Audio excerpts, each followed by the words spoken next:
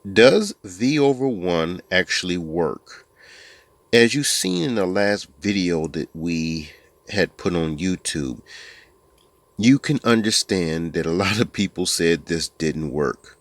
So we drew this diagram so you could see how we put this together to show that the switch with the power and the switch with the non-power will continuously run the motor.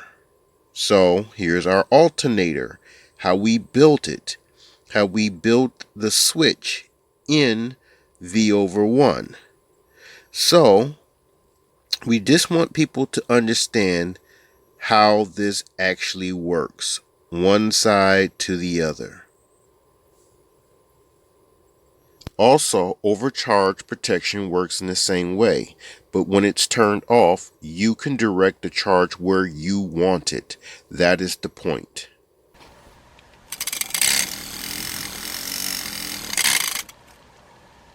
Okay.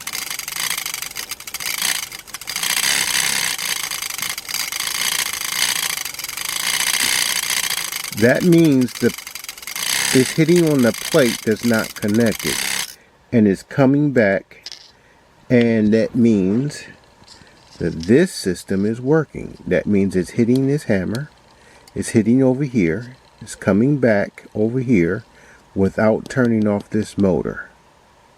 So step one is saying, now what we do is we hook up this generator, which is acting like a generator, over to the battery so it will charge when it hits this side of the thing. So once I get this hooked up, once this hits this side, it's going to charge. So we're going to connect that and to the battery, and only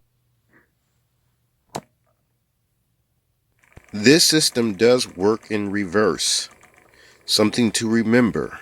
But the concept that we said does work for all you naysayers. Thank you for watching.